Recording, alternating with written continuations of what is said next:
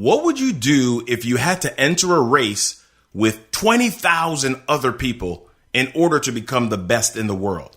Would that scare you? Would it freak you out a bit? Ooh, well, let's talk about it.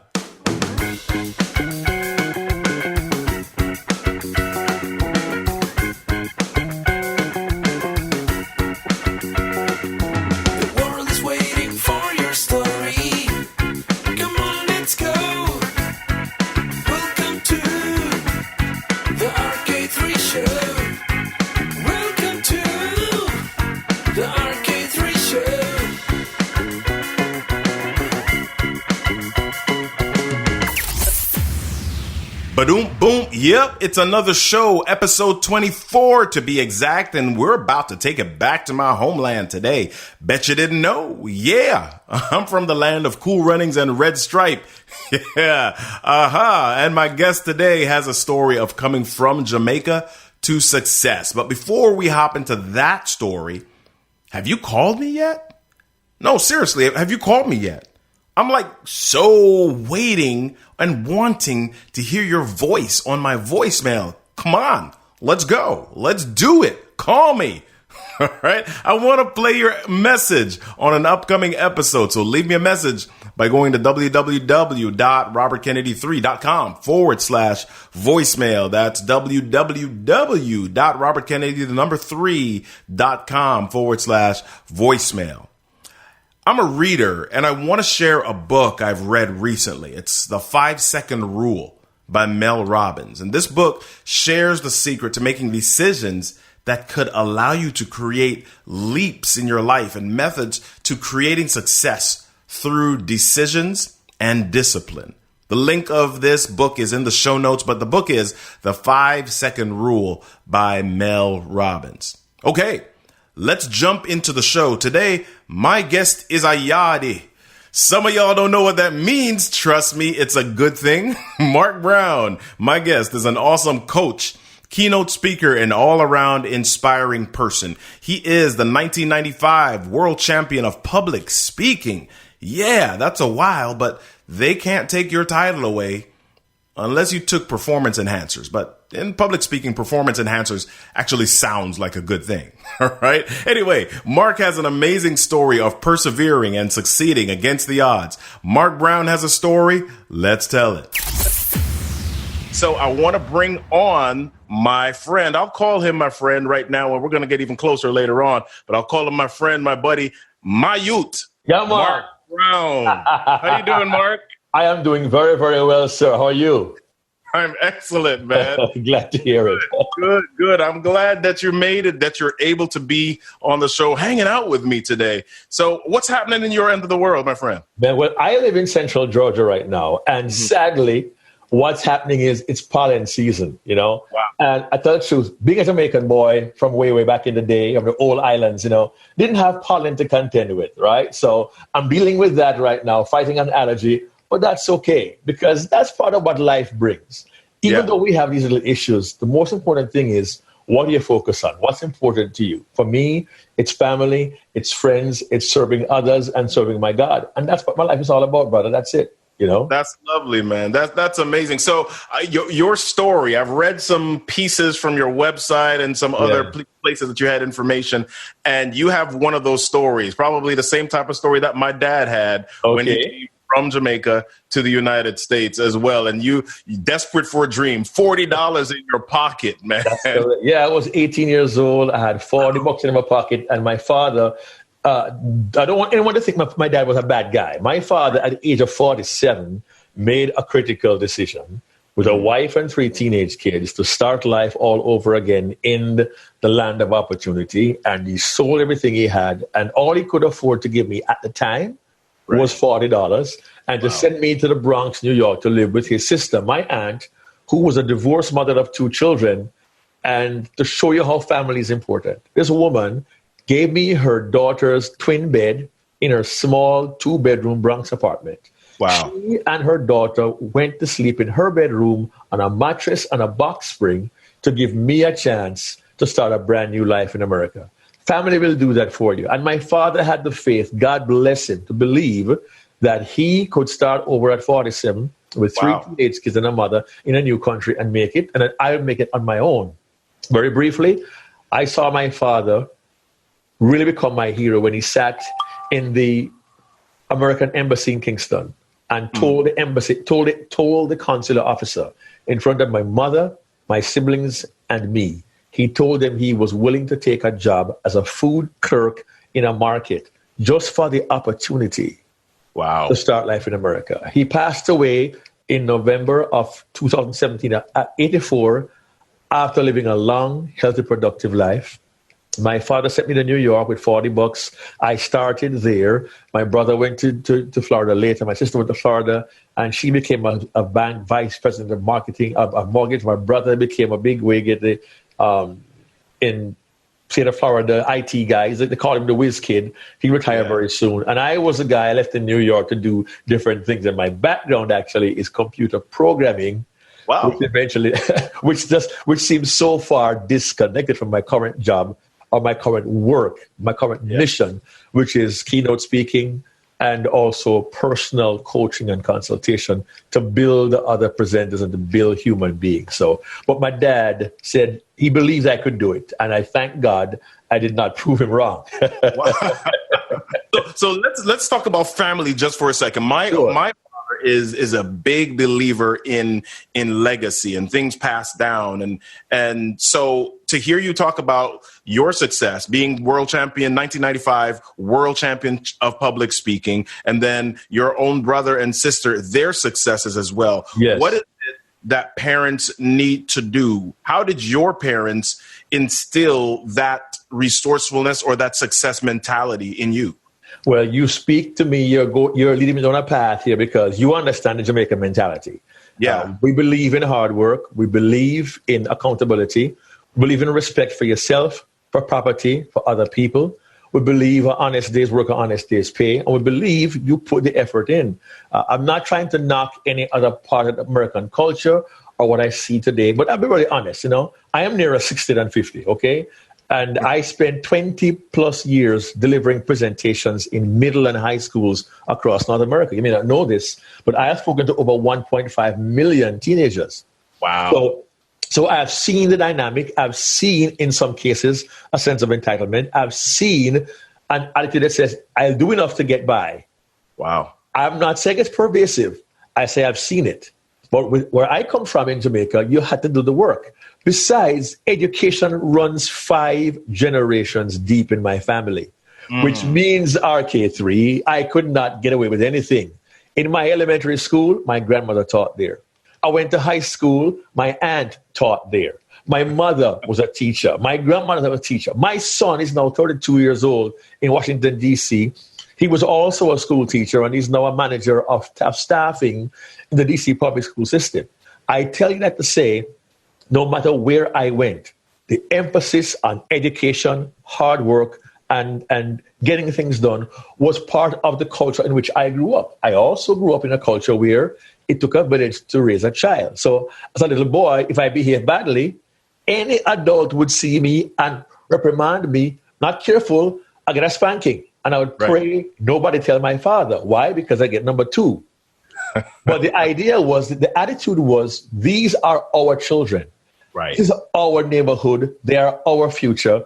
Let's help them all to work hard to achieve goals and to be successful. So I grew up with that mentality and an environment. And that is really the root of my efforts, my work, and the things I've accomplished in my life so far. Communication, motivation, leadership, and more. You're listening to the RK3 Show. Hey, y'all, just making sure that you remember there is a lot more goodness available for you. Head back over to a previous episode in order to grab some treats that will make a difference. Go to Apple Podcasts, Stitcher, TuneIn, Spotify, Google Play, Pandora, and all of your major podcast directories to get some goodness. And by goodness, I mean the RK3 Show. Let me know what you think. After you've listened to an episode or two, make sure that you leave a review of the show. And now back to the show. So let's talk about Toastmasters just for a moment. Sure. You said you came here at 18, different country, different culture, and you came here and went through the process of defeating more than 20,000 people to get to this title, right? And it's not this thing where it's just the elites. It's not the athletes who are already built with certain physical attributes that make it. It's the work that you said that you put in. So all of this is happening. What's going through your mind, knowing your background and your as you get closer to the end of this? Well, I got involved in Toastmasters because my uncle, the late Justice Courtney Orr of Kingston, Jamaica, was the very first Toastmaster in Jamaica in 1984. He brought the program there. And he came to New York one day and saw me and told me about it. And I was very intrigued. Went to Reader's Digest as a computer programmer in 92 and was told there is a Toastmasters club, you need to join. Immediate connection. My uncle does that. I'll try that too. I went in and I was honestly quite intimidated by the other speakers who were there. Wow. They were that good. But the program allows anyone to excel and to exceed their own expectations. I believe I was a decent communicator. But through the program, I got better. And the contest is 6 levels back then: a club, area, division, district, region, and then world championships. Right. And in 1994, I entered my contest by accident on 2 hours' notice as a late sub for somebody else. The lesson is, given a chance to try something new and challenging, say yes. You never know what it can teach you. To my surprise, RK3, I took 6 months of competition, and I ended up in the final in 94 and didn't know what I was doing. I believe I got lucky. But lesson number 2, someone approached me and told me I had talent. His name is David Brooks, 1990 world champion. He said, I will mentor you if you would like. I said, yes, thank you. A world champion wanted to help me. He saw potential in me. Lesson number 2, people will see in you what you don't see in yourself. Wow. I took his help and took 6 months and 6 more levels, went from club, area, division, district, region, went back to the finals, and I learned something powerful. Lesson number 3, here it is. There were 9 finalists, only 1 world champion in 94. Mr. Brooks offered his help to 7 other people in 94. Of the 7, only 1 said yes. That was wow. True story. So I go back to the final and I say, okay, I've got to deliver the message of my life. And I worked for 6 weeks on a particular speech, but in my heart, it didn't feel like it was the best speech I could give. All this while working every single day on my day job as a computer analyst at Reader's Digest in New York. And I wrote David a note. I said, David, this is not my best work. You deserve better. My wife deserves better. My family, my audience, and my God deserve my best. This is not it. And through wisdom and guidance, I made a critical decision that people don't normally make. With fewer than 3 weeks to go, I tossed my speech out, took an old speech I had a year ago, dusted it off, totally reworked it, and finally got it ready the week of the finals. When most contestants have been doing weeks of rehearsals to get ready, I was finalizing my speech. So much so that when I delivered my talk that Saturday morning in San Diego, California, only my coach and my family had actually seen that speech delivered. It was that fresh. So the emotion, to answer your question, is a mixture of emotions. There is excitement. There is nervousness that you have to control. There is a desire to leave a message you want the audience to walk away with because you know you have 7 minutes to touch 2,000 lives. So what do you do with it? So it wasn't pressure for me. The day of the contest, I was like a caged bull in a rodeo. I was saying, just let me get on stage and deliver this message. That's all I want to do. And let's see what happens after that. And that is exactly what I did. I went out there, gave my message, and the audience reaction was so powerful. For about 5 seconds, I felt a touch of arrogance. And I said, I was speaker number 8 of 9. I said to myself, boy, I don't want to be speaker number 9 right now with that kind of response. But the reason I felt so confident, RK3, is this. I knew I had done the work, invested effort up late at night, working in the office till 9 at night, trying to get this thing ready, because I believed in the power of my message. I believed in its value to the audience, and I believed I had to do my best for my family, for my community, for my club, for my district, because the people all over the world will get to hear this message. I better do my best. And that's where I was coming from. Wow. So, Mark, what would you say has happened in your life as a result of the championship? I have one word for you: transformation. Wow. As a result of me delivering that presentation in August of 1995, I have been privileged to speak to thousands upon thousands of people, about maybe 2 million people in the last 25 years. I have spoken on 5 continents. I've been to Saudi Arabia, South Korea, South Africa, Australia, Hong Kong, Dubai, Jamaica, Grand Cayman. I mean, I have literally been all over the world on the back of that one speech I gave 24 years ago, which people still watch on YouTube to this very day, and have told me that the message is still current, it is still relevant to this day. So I count it a blessing, a privilege, but also a responsibility to share what I have with the world, given the opportunity to do so. Yeah. So I want to transition just a little bit here to something critical. Sure. Still in the world of speaking. Now, one of the things you do is you speak to corporations all over the world about excellence and about overcoming their fears. How did you know that was the topic? I asked that because there are so many speakers who struggle with centralizing or narrowing down, nailing down their topic. How did you come to that? Well, you know, the part about fear is the lesser of the two, because from my heart, again, going back to the old country, to Jamaica, to the family, to the whole idea of growth and education, I believe that excellence should be the goal. Can I say that perfection is attainable? Perhaps not. Mm-hmm. But excellence, to me, is a moving target, because I can be excellent where I am today, but I may learn something. And for me, every day is a day to learn. If I stop learning, I stop living. I can learn something else that can then raise my level of excellence. And the most, and I felt this so much in my spirit, in my heart. I won the world title in 1995. In 1996, I was given a chance to present a session at the Toastmasters International Convention for about 600 people. And I chose as my topic, Be Your Best, about excellence. Right. That was 1996, 23 years ago. And to this day, Mr. RK3, I tell you with no reservation that my speech topic, How to Be Your Best, is my most requested keynote to this day. Right. I gave that keynote speech last month in Ohio to a company there. That is what people are hearing, and they're receiving well. I first gave this speech on excellence in 1996.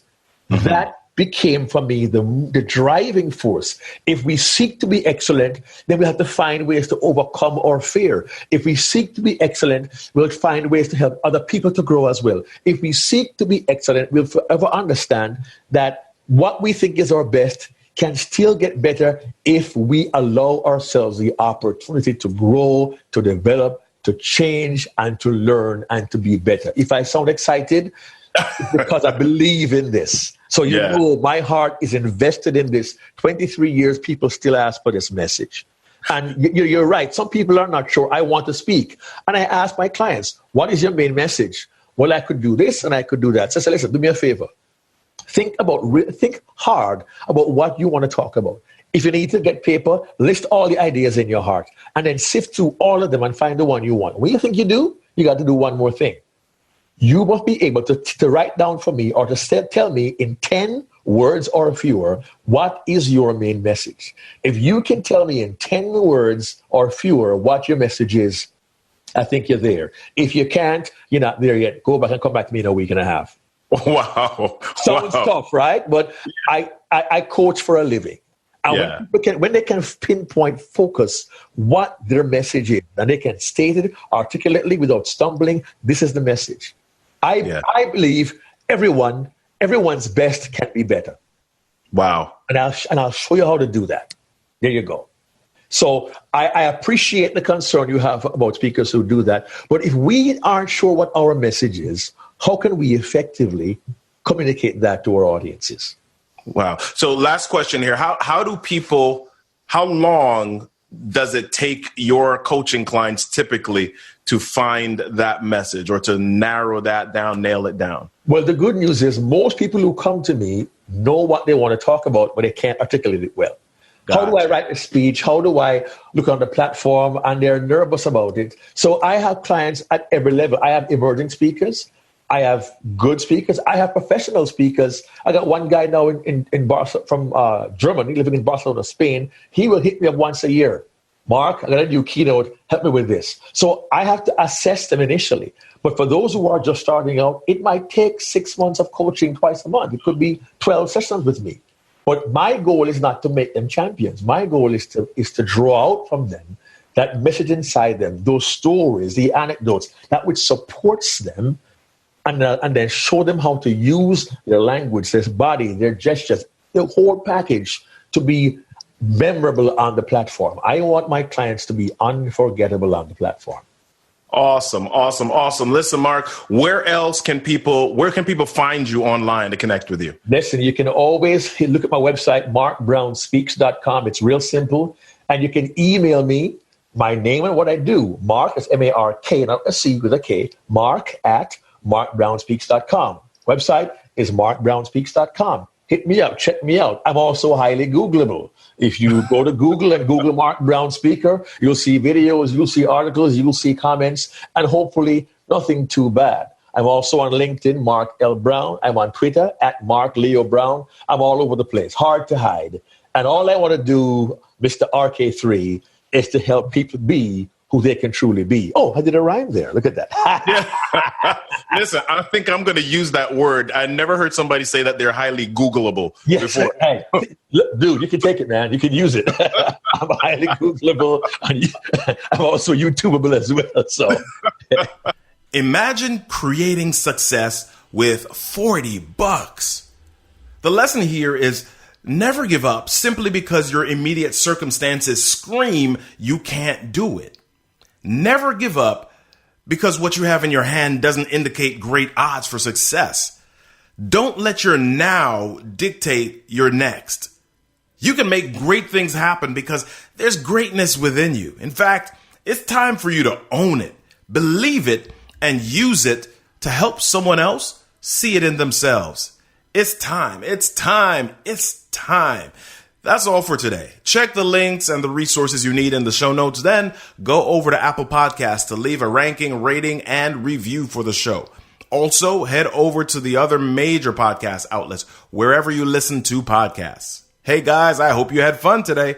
I hope you learned something. Most of all, I hope that you were inspired, motivated, and compelled to jump out of your comfort zone and share your story. If I can be helpful to you with that process, let me know. Hop over to robertkennedy3.com. That's robertkennedy3.com. Hey, y'all, don't forget, everything that happens to you in life is your stuff. Your stuff is your story, and your story, your story deserves a stage. I'm Robert Kennedy III, and you've been listening to The RK